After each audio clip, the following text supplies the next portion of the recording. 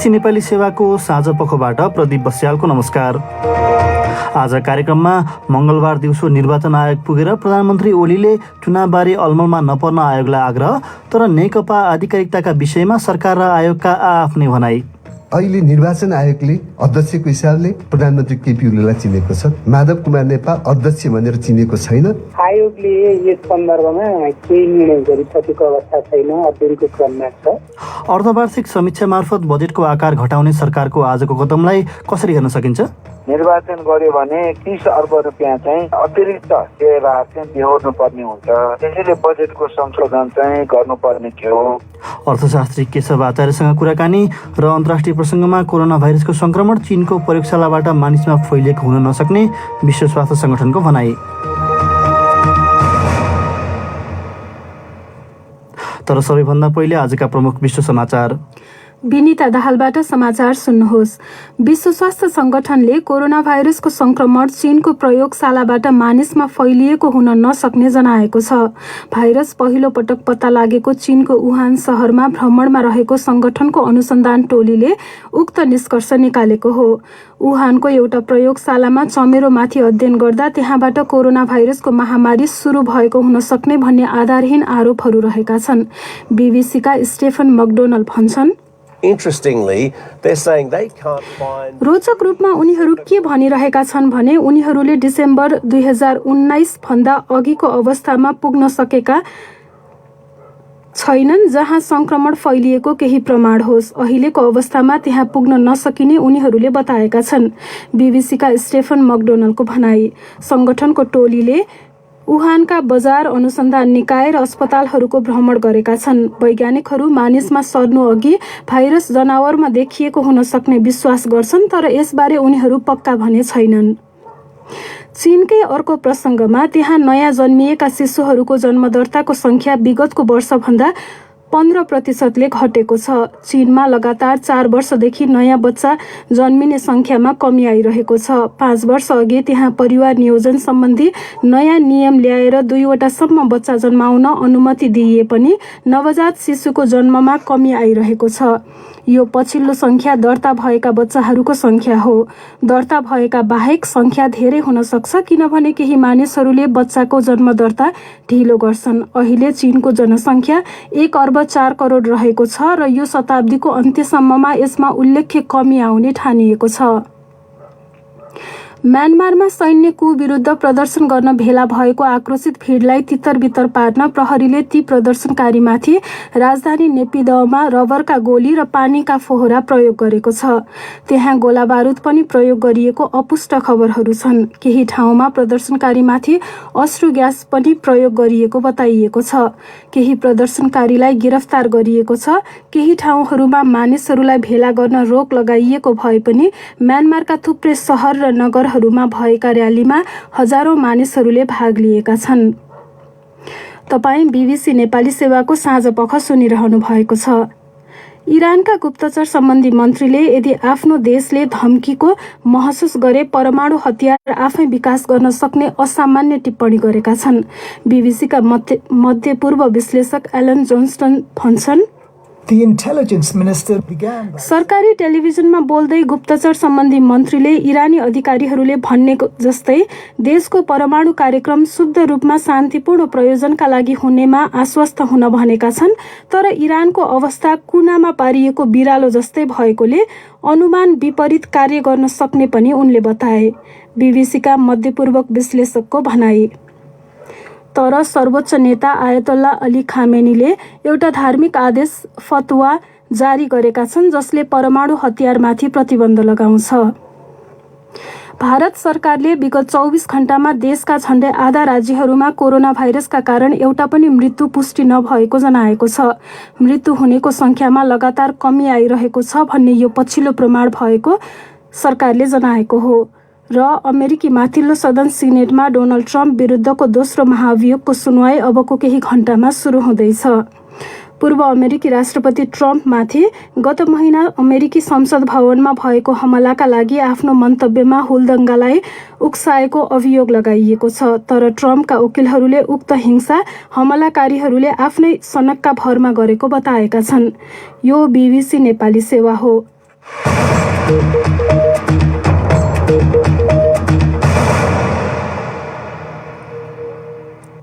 साँझपखमा पुनः स्वागत छ। आज दिउँसो प्रधानमन्त्री केपी शर्मा ओली निर्वाचन आयोगको कार्यालय पुगेर आउँदो वैशाखमा हुने भनिएको निर्वाचनको तयारी बारेमा बुझेको उनका प्रेस सल्लाहकार सूर्य थापाले पत्रकारहरूलाई बताएका छन्। तर संसद विघटनसँगै 2 खेमामा देखिएको नेकपाको आधिकारिकताको विषय भने अझै टुङ्गो लागिसकेको छैन। यसबारे आजको छलफलका क्रममा समेत कुरा उठेको दुवै पक्षले बताएका छन्। सुनौ एक रिपोर्ट। आजै आयोगले जारी गरेको प्रेस विज्ञप्तिमा प्रधानमन्त्री ओलीले निर्वाचन अवधि प्रारम्भ भएपछि दल सम्बन्धी कुनै विवादमा छलफल गर्न नहुने बताउँदै कानुन विधि र प्रक्रिया अनुसार आयोगले काम गर्ने विश्वास व्यक्त गरेको उल्लेख छ। आजै साँझ सरकारका प्रवक्ता मन्त्री पार्वत गुरुङले समेत नियमित पत्रकार सम्मेलनमा पार्टीको आधिकारिकता अन्यलबीच चुनावबारे सोधिएको प्रश्नमा सोही आशयको जवाफ दिएका थिए। उनको भनाइ थियो, अहिले निर्वाचन आयोगले अध्यक्षको हिसाबले प्रधानमन्त्री केपी ओलीलाई चिनेको छ। त्यो निर्वाचन आयोगको निर्णयले पनि देखिएको छ। जो माधव कुमार नेपाल अध्यक्ष भनेर चिनेको छैन, नचिनेको अध्यक्षले दाबी विरोध गर्ने त्यो पहिलो कुरो मिल्दैन। मिलिहाले पनि त्यो हकम्याद र त्यो हदम्याद नागिसकेको विषय छ। त्यसले यसमा उहाँहरूको हदम्याद नै लाग्दैन। निर्वाचन आयोगको त्यो आफ्नो नीति छ, त्यसको कानुन छ, त्यसको व्यवस्था छ। सरकारका प्रवक्ता मन्त्री गुरुङले प्रधानमन्त्रीले आयोगमा निर्वाचन गराउनका लागि सरकार तयार रहेकोले आयोगलाई अलमलमा नपर्न भनेको समेत बताए। तर बीबीसीसँग कुरा गर्दै निर्वाचन आयोगका प्रवक्ता राजकुमार श्रेष्ठले आधिकारिकताको विषयमा आयोग अझै अध्ययनकै क्रममा रहेको भन्दै त्यसबारे कुनै निर्णय भइ नसकेको बताएका छन्। आयोगले यस सन्दर्भमा केही निर्णय गरिसकेको अवस्था छैन, अध्ययनको क्रममा छ। अहिले प्रमुख निर्वाचन आयोग र आयुक्तहरूबाट अध्ययन भइरहेको छ। आज प्रधानमन्त्रीले आयोगमा चुनावको तयारीसँगै दलको विवादबारे समेत कुरा उठाएका थिए। प्रधानमन्त्रीले आयोगमा के भने, फेरि प्रवक्ता राजकुमार श्रेष्ठ। सामान्य प्रधानमन्त्रीज्यूबाट 2टा कुरा। निर्वाचन तयारीको सन्दर्भमा अहिलेसम्मको प्रगति सन्तोषप्रद रहेको छ। निर्वाचन घोषित मितिमा सम्पन्न गर्नका लागि तयारीको कार्यहरू गरिरहने अथवा गर्नुपर्ने कुरा बताउनु भयो र आयोगले संवैधानिक जिम्मेवारी अनुसार चाहिँ निष्पक्ष ढङ्गबाट निर्णय गरोस् भन्ने अब अपेक्षा र सवादमा चाहिँ नपरोस् भन्ने पनि उहाँको चाहिँ अब भनाइ चाहिँ रह्यो। नेकपाको आधिकारिकता विवादसँगै संसद विघटनकै मुद्दा समेत सर्वोच्च अदालतमा विचाराधीन अवस्थामा छ। चुनावको तयारीका लागि समेत कम समय रहेको एवं कोभिड महामारी कायम रहेको भन्दै यति बेला चुनाव गर्ने विषयमा कतिपयको फरक मत पाइने गरेको छ। तर प्रतिपक्षी दलसहित अन्य केही पार्टीहरू संसद पुनर्स्थापना नभएमा चुनावमा सहभागी हुन सक्ने सङ्केत समेत गरेका देखिन्छन्। सोमबार साँझ बसेको मन्त्री परिषद बैठकले पहिलो चरणमा वैशाख 17 गते प्रदेश नम्बर 1, 2 गण्डकी, कर्णाली र लुम्बिनी प्रदेशमा र दोस्रो चरणमा वैशाख 27 गते बागमती र सुदूरपश्चिम प्रदेशमा निर्वाचन गराउने निर्णय गरेको छ। अर्को विषय, प्रतिनिधि सभा विघटन नेता सडक सङ्घर्षमा हुमिएको नेपाल कम्युनिस्ट पार्टी नेकपाको प्रचण्ड माधव नेपाल समूहका दुवै अध्यक्षले उनीहरूकै शब्दमा प्रधानमन्त्रीको असंवैधानिक कदम नसच्चिए देश राजनीतिक सङ्कटको भुमरीमा पर्ने चेतावनी दिएका छन्। काठमाडौँ स्थित विदेशी सञ्चार माध्यमका प्रतिनिधिहरूसँग मङ्गलबार कुरा गर्दै पुष्पकमल दाहाल प्रचण्ड र माधव कुमार नेपालले आफूहरूले थालेको आन्दोलनबारे चर्चा गरेका थिए। हाल विघटनको विषय सर्वोच्च अदालतमा विचाराधीन रहेको एवं संविधानको मर्म र भावना अनुरूप उक्त विघटन उल्ट्याइने विश्वास गरेको उनीहरूले बारम्बार दोहोर्याए। सञ्जय ढकालले तयार पारेको एक रिपोर्ट सुनौ।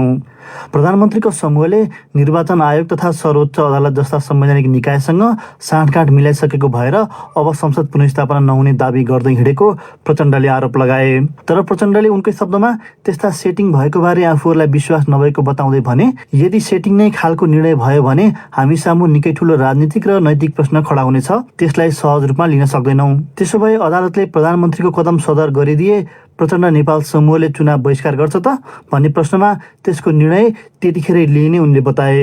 प्रचण्डले नेपालमा लोकतन्त्रको हत्या भइरहेको भन्दै आफूहरूले अन्तर्राष्ट्रिय समुदायको समर्थन खोजेको बताए। हामीले सार्वजनिक अपिल पनि गरेका छौँ अन्तर्राष्ट्रिय समुदायलाई। नेपालमा लोकतन्त्रको हत्या भइराखेको छ। लोकतन्त्रका पक्षमा हुने सबैको समर्थन हामीलाई चाहियो, नेपाली जनतालाई चाहियो भन्ने कुरा हामीले औपचारिक अपिल पनि गरेका छौँ। अलग अलग भेटेर हामीले कुरा पनि गरेका छौँ।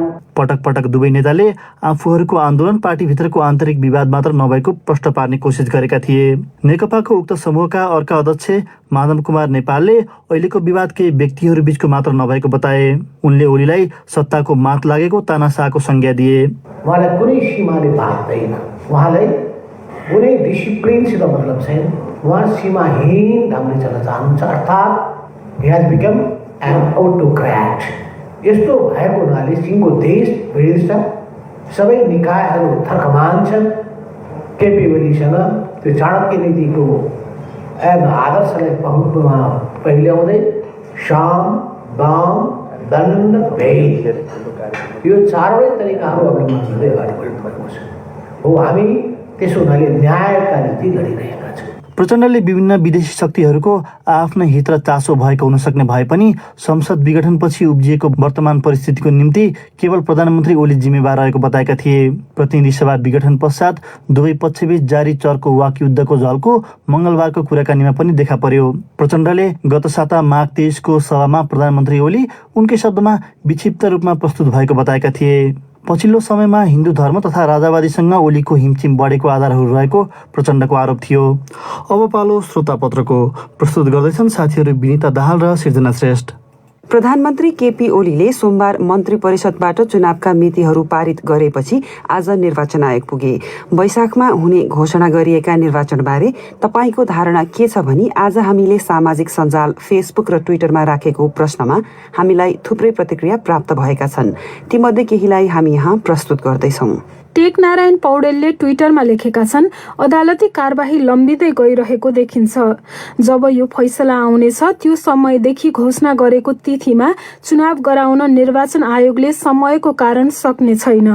अनि बर्खा लाग्नेछ, चुनाव सरेर मङ्सिरमा हुने देखिन्छ। विशाल रेग्मीले ट्विटरमै लेखेका छन्, यो चुनाव गर्नुको कुनै पनि औचित्य छैन, किनभने रोग र भोकले ग्रसित भएका नेपालीलाई आफू कसरी बाँच्ने र भरे के खाने भन्ने चिन्ताले रातदिन सताउन थालेको छ। यस्तो अवस्थामा चुनाव गरेर राज्यको राज्यभार बढाउनुभन्दा नागरिकको अति महत्त्वपूर्ण आवश्यकता पूरा गर्नु नै भलो हुनेछ। विपिन सापकोटाको धारणा छ, देश अस्थिरतातर्फ धकेलिएको छ। जनतालाई भ्रममा राखेर विकासको काम ठप्प पारिएको छ।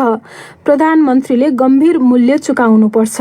नरेश्वर गौतम लेख्छन्, चुनाव हुनुपर्छ र सबै दल सहमत भए हुन्छ, तर यसअघि दुई खेमाका नेकपा र काङ्ग्रेसको स्थान के होला भन्ने आकलन नभएसम्म कुनै न कुनै समूहले अस्वीकार गर्ने, विरोध गर्ने र अशान्ति मचाउने काम हुन्छ जस्तो लाग्छ। यही बहानामा सरकारले पनि चुनाव सार्न र सङ्कटकाल घोषणा गर्न सक्छ, तसर्थ एकदम सुझबुझ र विवेक सहित अघि बढ्नुपर्ने अवस्था छ। जयराम दाहालले लेखेका छन्, चुनाव भयो भने पनि उही होला, नभए पनि उही हो। उही नेता, उही पार्टी, उही सोच, उही प्रविधि, उही जनता, उही कर्मचारी। चन्द्रदेव खनालको अलि फरक धारणा छ। लेख्छन्, वैशाखमा घोषणा गरेको चुनाव प्रधानमन्त्री आफैलाई निल्नु न ओकाल्नु हुने निश्चित छ। काम कुरो एकातिर, कुम्लोबोकी ठिमीतिर भने जस्तै कोभिड-19 को नियन्त्रण, गरिबी, बेरोजगारी उन्मूलन गर्न राष्ट्रलाई नेतृत्व दिनका खातिर कहीँ नभएको संविधानलाई नै चोट लाग्ने गरी संसद नै विघटन गर्ने। लीलामणि चौलागाईले लेखेका छन्, चुनाव हुन्छ, हुनुपर्छ। अब आन्दोलन होइन, चुनावतिर लाग्नुपर्छ। प्रतिनिधि सभा विघटन विरुद्धको मुद्दामा विपक्षीका तर्फबाट भइरहेको बहस यसै साता सम्पन्न भए त्यसको 1.5 देखि 2 हप्ताभित्र सर्वोच्च अदालतले फैसला सुनाउने अपेक्षा कानुनविदहरूले गरेका छन्। सुनौ फणिन्द्र दाहालको रिपोर्ट। सरकारको प्रतिरक्षा गरिरहेको महान्यायाधिवक्ताको कार्यालयले आफ्नो बहस सम्पन्न गरेसँगै पछिल्ला दिनमा प्रधानमन्त्रीका तर्फबाट वकिलहरूले आफ्नो धारणा राखिरहेका छन्। त्यसपछि निवेदनहरूमा विपक्षी बनाइएका प्रतिनिधि सभाका सभामुखको तर्फबाट 3 जना वकिलले बहस गर्नेछन्। विपक्षीको बहस सकिएपछि उनीहरूले उठाएका विषयबारे जवाफी बहस गर्न रिट निवेदकहरूलाई इजलासले समय उपलब्ध गराउनेछ। त्यसपछि इजलासलाई सहयोग गर्न गठन गरिएको 5 जना वरिष्ठ कानुनविदहरूको समूह एमिकस क्युरीले बहस गर्नेछ। उक्त बहस समाप्त भएपछि प्रतिनिधि सभा विघटनको सिफारिस गर्ने निर्णयमाथि उठेको संवैधानिकता सम्बन्धी विवादको संवैधानिक इजलासले निरूपण गर्ने बताइन्छ।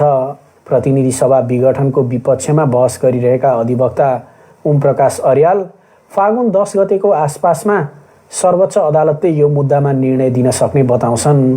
उनका अनुसार फैसला सुनाउनु अघि अदालतले वकिलहरूसँग बहस नोट माग्न सक्छ। एमिकस क्युरीको बहस सकिएकै दिन संक्षिप्त आदेश सुनाउने र पछि पूर्ण आदेश जारी गर्ने वा केही दिन लिएर फैसला सुनाउने मिति तोक्ने निर्णय गर्ने इजलासमा निर्भर हुने उनले बताए। प्रतिनिधि सभा विघटनले सबै क्षेत्रमा प्रभाव पारिरहेकाले बहस सकिएपछि अदालतले लामो समय नलगाई फैसला दिने अपेक्षा धेरैको पाइन्छ। सर्वोच्च अदालतका एकजना अधिकारीले फैसला लेख्नका लागि न्यायाधीशहरूले केही समय लिन सक्ने बीबीसीलाई बताए। महान्यायाधिवक्ताको कार्यालयका प्रवक्ता सञ्जीव राज रेग्मीले आइतबार नै सरकारी वकिलहरूका तर्फबाट बहस सकिएको र अहिले प्रधानमन्त्रीको तर्फबाट निजी कानुन व्यवसायीहरूले बहस गरिरहेको बताए। सर्वोच्च अदालतका पूर्व न्यायाधीश इन्द्रराज पाण्डेको निधनप्रति शोक व्यक्त गर्दै मङ्गलबार सम्पूर्ण मुद्दाहरूमाथिको सुनवाई स्थगित गरिएको थियो।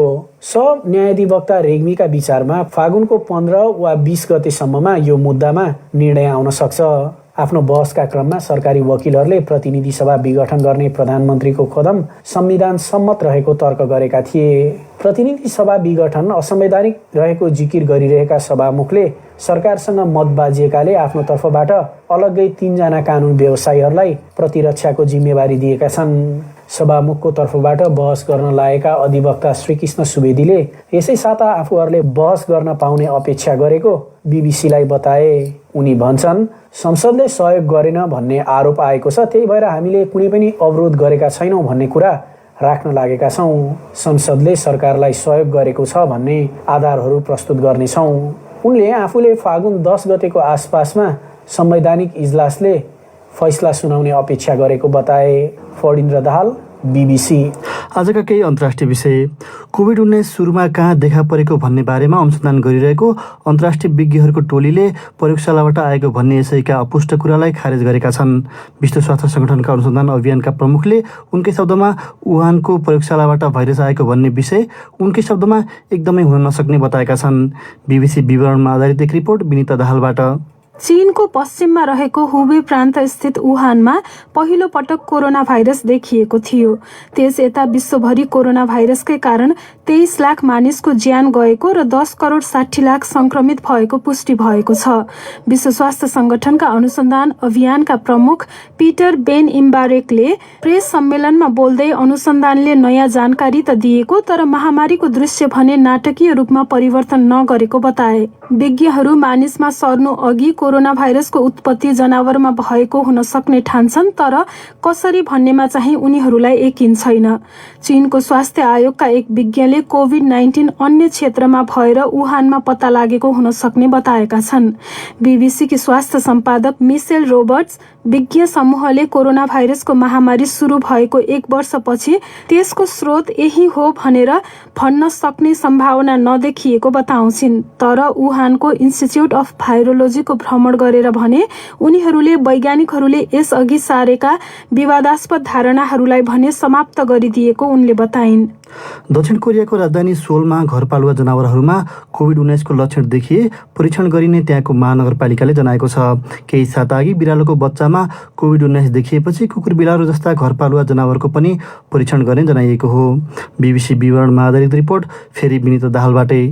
मानिससँगको घुलमिलपछि ज्वरो आएका वा सास फेर्न समस्या भएका जस्ता लक्षण देखिए घरपालुवा जनावरमाथि परीक्षण गरिनेछ र यदि ती जनावरमा कोरोना भाइरस देखिए उनीहरूलाई क्वारेन्टिनमा अनिवार्य राख्नुपर्नेछ। रोग नियन्त्रण कार्यालयका एक अधिकारीले भर्चुअल प्रेस सम्मेलनमा बोल्दै मानिस र जनावर बीच कोभिड-19 फैलिन सक्छ भन्ने कुनै प्रमाण नरहेकाले त्यस्ता जनावरलाई घर बाहिर अलग्गै भने राख्न आवश्यक नभएको बताएका छन्। तर यदि ती जनावर पाल्ने व्यक्ति नै कोभिड-19 भएर अस्पताल भर्ना भएका छन् वा एकदमै बिरामी छन् वा रेखदेख गर्न नसक्ने वृद्ध छन् भने सहरमा सञ्चालित क्वारेन्टिनमा घरपालुवा जनावरलाई राख्न सकिनेछ। दक्षिण कोरियामा यदि कोभिड-19 का बिरामीलाई अस्पतालको उपचार आवश्यक देखिएन भने क्वारेन्टिनहरूमा राखिन्छ। रोग नियन्त्रण कार्यालयका ती अधिकारीले आफ्ना कुकुर बिरालालाई घरमा राख्दा आफू वा अन्य जनावरबाट कम्तीमा 2 मिटरको दूरीमा राख्न सुझाए। आज अर्थ मन्त्रालयले बजेटको अर्धवार्षिक समीक्षा सार्वजनिक गर्दै चालु आर्थिक वर्षका लागि विनियोजित बजेटमा 1 खर्ब 30 अर्ब रुपियाँ घटाउने जनाएको छ। यसै विषयमा हामीले अर्थशास्त्री केशव आचार्यलाई सम्पर्क गरी बजेटको आकार घटाउने सरकारी कदमलाई कसरी हेर्न सकिन्छ भनी सोधेका छौँ। जुन हिसाबले मुलुकमा घटनाक्रमहरू विकास भए त्यसले गर्दाखेरि बजेट चाहिँ संशोधन गर्नुपर्ने आवश्यकता चाहिँ हो। घटनाक्रम भन्नाले मूलतः 2टा कुरा, एउटा कोभिडको जुन दायित्व हो, सरकारको जिम्मेवारी हो, त्यो अझै सकिया छैन। अझै 1-2 वर्षसम्म रहन्छ है। अनि सुरुमा गरेको स्वास्थ्यको लागि गरिएको विनियोजन र स्वास्थ्य मात्रै होइन, अब त्यो भत्ताहरू, प्रहरीहरू, सैनिकहरू को लागिरहेका छन् त्यसमा, त्यसले गर्दा खर्च चाहिँ अब बढ्ने भयो। र दोस्रो कुरा चाहिँ अब सरकारले निर्वाचन गर्छु भनिरहेछ। हुन त अब अदालतमा छलफल भइरहेछ के होला कसो होला, तर निर्वाचन गर्यो भने केही नभए पनि 30 अर्ब रुपियाँ चाहिँ सरकारले व्यवस्था अतिरिक्त व्यवहार चाहिँ बेहोर्नु पर्ने हुन्छ। त्यसैले बजेटको संशोधन चाहिँ गर्नुपर्ने थियो। खास गरी अब एउटा महामारी अर्को चुनावको सन्दर्भमा यसरी आकार घटाउँदाखेरि यसले अनिवार्य दायित्व र पूर्व सहमति दिएका योजनाको बजेट कटौती हुँदैन? होइन, त्यसमा चाहिँ मैले हेरेको थिएँ, यसमा त्यो घट्दैन भन्छ र घटाउन पनि सकिँदैन। सरकारको अनिवार्य दायित्व भनेको साल बसाली खर्च हो होइन, तलब, भत्ता, पेन्सन, त्यसपछि आन्तरिक ऋणको सामा ब्याज अनि वैदेशिक ऋणको सामा ब्याजहरू होइन, यस्तो चाहिँ घट्दैन। त्यसैले अहिलेको यो संशोधनको मार चाहिँ कहाँ पर्यो भने तपाईँको पुँजीगत खर्चमा र यो वित्तीय व्यवस्था। यसले त विकास निर्माणका जति योजनाहरू छन् अथवा त्योसँग सम्बन्धित योजनाहरू छन् तिनीहरूलाई त नराम्ररी मार पर्ने भयो। धेरै मार चाहिँ वित्तीय व्यवस्था भन्नाले सरकारले यो संस्थानहरूमा र सरकारले गठन गरेका थरीका समितिहरू छन् होइन, त्यसमा घट्यो। र तपाईँले भन्नुभएको ठिकै हो। जस्तै अब चालु खर्च चाहिँ जम्मा प्रतिशतको हिसाबले हेर्नुभयो भने 7-8% जतिले मात्रै घटेको छ, तर पुँजीगत खर्च चाहिँ झन्नै 20%ले घटेको छ। पुँजीगत खर्चतर्फ 20% जस्तो घट्नुमा चाहिँ जुन अब मध्यावधि चुनाव भनिएको छ र त्यसपछि नै पनि अब जुन समयमै गर्दा पनि स्थानीय चुनाव पनि नजिकिँदै छ नि त, त्यसले चाहिँ विकास निर्माण तर्फको ठुलो रकमलाई चाहिँ असर पुर्याउने भयो। पुँजीगत खर्च चाहिँ 70 अर्बले चाहिँ घट्या छ होइन। अब यसमा अब के भनेको छ भने अहिले जुन चालु अवस्थाका योजनाहरू छन्, आयोजनाहरू छन् होइन, तिनीहरूमा सायद कम घटौला। जुन अब प्राथमिकतामा नपरेका अब सानातिना झिना मसिना आयोजनाहरू जुन राजनीतिक दबावले आएका हुन्छन् ती खर्चहरू चाहिँ सायद घटाउनु पर्ने चाहिँ त्यस्तो हो।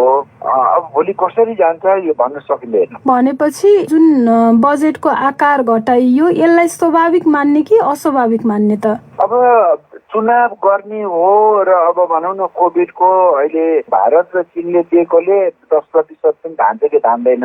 बाँकी त्यत्रो ठुलो जनतालाई दिने कोभ्याक्स खोपहरू ल्याउनै छ होइन। त्यसले गर्दाखेरि चाहिँ यो यसको बाध्यता चाहिँ हुन्छ। अब त्यसैले यो सुई विदेशबाट ल्याउने मात्रै होइन, त्यसलाई किसान होइन त्यो त्यसको प्रोटोकल अनुसार त्यसलाई राख्नु पर्यो, कति डिग्री तापक्रममा राख्ने भन्ने कुरा हुन्छ। भण्डारणदेखि वितरणसम्ममा खर्च नै हुने भयो। हजुर, यसरी हेर्दाखेरि यसले जनतासँग प्रत्यक्ष सरोकार राख्ने विकास निर्माण र खोप जस्तो अत्यावश्यक कुरामा चाहिँ राजनीतिक अस्थिरताले गर्दाखेरि त्यसमा मार पर्ने देखियो। होइन, भन्न चाहिँ के भनिएको छ भने दुईटा कुरा। एउटा कोभिडले ल्याएको सरकारमाथि पारेको अतिरिक्त व्यवहार होइन, बजेटमा अनुमान गरेको भन्दा बढी व्यवहार र चुनाव भनेर भनेको छ। त्यसैले मलाई लाग्छ कोभिडमा त अब सायद घट्दैन। अब यसको शिकार चाहिँ के हुने हो भने विकास आयोजनाहरू र धेरै ठुलो मार चाहिँ सरकारले गर्ने लगानी, ऋण र अब अनुदान संस्थाहरूलाई। अब नेपाल विद्युत प्राधिकरणले कुनै नयाँ आयोजना काम गर्ने भयो भने होइन, जस्तै तामाकोसीको भयो, बुढी गण्डकीको भयो, अरू पनि थुप्रै चमेलियाहरू कहाँ काम भइरहेछ। त्यो विद्युत प्राधिकरण जस्ता संस्थाहरूलाई दिने जुन सरकारले कबुल गरेको थियो त्यहाँ सबभन्दा धेरै ठुलो कटौती त्यहाँ भयो। अर्थशास्त्री केशव आचार्य साथी विनिता दाहालसँग कुरा गर्दै अब सुनौ विकल्पको बाटो।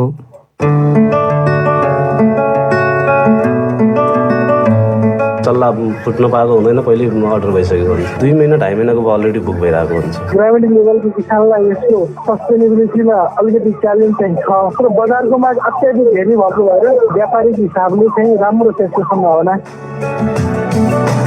नेपालमा रोजगारीको अवसर नभएको भन्दै वैदेशिक रोजगार प्रति युवाहरूको बढ्दो आकर्षण बीच बर्दियाका एक युवकले कड़कनाथ जातको कुखुरा पालन गरेर लोभलाग्दो आमदानी गरिरहेका छन्। 5 वर्ष कोरिया बसेर फर्केका राजापुर 8 का कमल ओलीले बाँकेको गनापुरमा व्यावसायिक रूपमा एकीकृत कृषि फर्म सञ्चालन गर्नुका साथै 7 जनालाई रोजगारी पनि दिएका छन्। 2 वर्ष अघि सञ्चालन गरेको उनको फर्मको मुख्य आकर्षण र बढी कारोबार हुने भनेको कडकनाथ जातको कुखुरा नै हो। आफूले उत्पादन गर्ने कडकनाथ जातका कुखुराको चल्लाको अत्याधिक माग बढेपछि आपूर्ति गर्न भ्याइ नभ्याइरहेको उनी बताउँछन्। सकारात्मक प्रयासबारे चर्चा गरिने विकल्पको बाटोमा प्रस्तुत छ नेपालगञ्जबाट हाम्री संवाददाता बिमला चौधरीले पठाएको यो रिपोर्ट। 5 वर्ष कोरिया बसेर फर्किएका उनले आफ्नै दाजुको सल्लाहमा फर्किएको 15 दिनमै व्यवसाय सुरु गरेको बताउँछन्। मेरो दाइ अब कृषिमा चाहिँ विशेष रुचि राख्ने मान्छे, उहाँ चाहिँ कृषि विज्ञ नै हुनुहुन्छ। के गर्ने कसो गर्ने भनेको उहाँसँग मैले सल्लाह लिइरहेको हुन्थेँ। र नेपालमा चाहिँ त्यतिखेर कडकनाथ चल्लाको बारेमा चाहिँ थाहै थिएन कसैलाई पनि। आजभन्दा करिब 8 वर्ष अगाडि नै दाइले ल्याइसक्नु भएको थियो घरमा। दाइसँग त्यसको बारेमा चाहिँ सल्लाह गरेर उसको मेडिकल भ्यालुजको बारेमा मैले पनि अध्ययन गर्दै गएँ। अनि त्यही नयाँ कुरा गर्नुपर्छ भनेर नै सुरुवात गरेको। कडकनाथ कुखुराका साथै यति बेला उनले हाँस, बटाई, अमेरिकन लौकाट, टर्की र बाख्रा पालन पनि गरिरहेका छन्। कडकनाथ कुखुरा उत्पादन मात्र नभई ह्याचरी उद्योग स्थापना गरेर चल्ला उत्पादन समेत हुने गरेको र त्यसको माग पनि अत्याधिक बढिरहेको कमलको भनाइ छ। चल्ला फुट्न पाएको हुँदैन, पहिले अर्डर भइसकेको हुन्छ। 2 महिना 2.5 महिनाको अलरेडी बुक भइरहेको हुन्छ। पुर्याउनै सकिरहेको हुँदैन। 2 महिना अगाडिको अर्डरलाई चाहिँ लिएर चाहिँ हामी त्यसरी पुर्याइरहेका छौँ। एकीकृत कृषि फार्मसँगै उनले बाँकेको गनापुरमै रेस्टुरेन्ट समेत सञ्चालन गरेका छन्। सुरुवाती चरणमा केही अप्ठ्यारो भए पनि पछिल्लो समय कडकनाथ कुखुराको महत्त्वबारे सबैले बुझ्दै जाँदा अहिले देशका विभिन्न शहरबाट माग बढिरहेको उनी बताउँछन्। नेपालभरि नै डेलिभर भइरहेको छ। तपाईँ विशेष त काठमाडौँ र पोखरातिर गएर आउँछ हाम्रोमा। ठ्याक्कै यही जिल्ला भन्यो भने जहाँबाट अर्डर आउँछ त्यही ठाउँमा पुर्याइरहेका हुन्छ। कडकनाथ कुखुराको रङ पुरै कालो र मासु पनि कालो हुन्छ। नेपालमा कडकनाथ कुखुरा पालन परीक्षणमा रहेको भए पनि माग अत्याधिक रहेकाले व्यापारिक हिसाबले यसको सम्भावना राम्रो रहेको बताउँछन् कुखुरा विज्ञ एवं कुखुरा विकास फार्म खजुरा बाँकेका प्रबन्धक डाक्टर शङ्कर नेउपाने। खास एरियाको मध्य प्रदेश हुन्छ, त्यहाँको रैथाने कुखुरा यसको अध्ययनबाट के बुझिन्छ भने चाहिँ जुन हाम्रो स्थानीय जातको कुखुराहरू छ यो जस्तो कोठारो बस्दैन होइन, आफ्नो सल्लाह आफै निकाल्ने क्षमता त्यो जस्तो प्रबल छैन। त्यसले गर्दाखेरि नेपाल एकदम ग्रामीण लेभलको किसानलाई यसको सस्टेनेबिलिटीमा अलिकति च्यालेन्ज चाहिँ छ र बजारको माग अत्याधिक धेरै भएको भएर व्यापारिक हिसाबले चाहिँ राम्रो त्यसको सम्भावना। नेपालमै व्यवसायको सुरुवात गरेपछि कमलका घर परिवार पनि खुसी छन्। कमलकी श्रीमती मिथिला ओली भन्छन्, विदेशमा 1 महिनामा एकचोटि देखिने भएर अब धेरै देखिन्थ्यो होला। कमाइ त यहाँ नै धेरै छ जस्तो लाग्छ मलाई। अब यहाँ परिवारसँग बस्न पाउनु भएको छ, हामी पनि बस्न पाएको छौँ, साँझ बिहानै भेटिया छौँ, राम्रो छ। 2 वर्षमै लगानी बराबरको आम्दानी गरिसकेको र फार्मलाई अझै विस्तार गर्दै जाने उनको योजना छ। अरूले जे गरेको देख्यो त्यही गर्नुभन्दा पनि नयाँ व्यवसाय गरेमा अवश्य सफल भइने कमलको अनुभव छ। आफू जस्तै विदेशबाट फर्किएका युवाहरूलाई नेपालमै स्वरोजगार बनाउन सरकारले सहुलियत ऋण दिने कुरा सुनेको तर आफूले अझै कतैबाट अनुदान पाउन नसकेको कमल ओली बताउँछन्।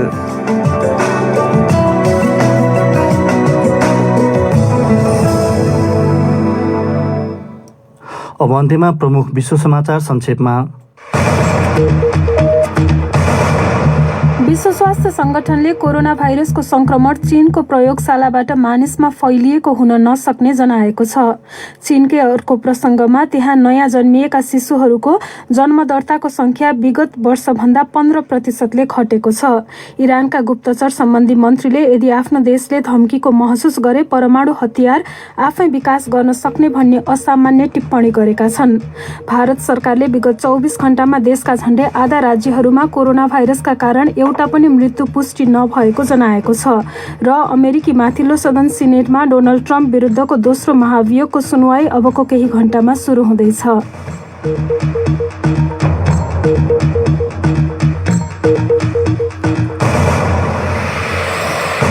हवस् त यसका साथै BBC नेपाली सेवाको साँझ पख यहीँ सकिन्छ। भोलि बिहान 7:15 बजेसम्मका लागि हामी सबैलाई बिदा दिनुहोस्। नमस्कार।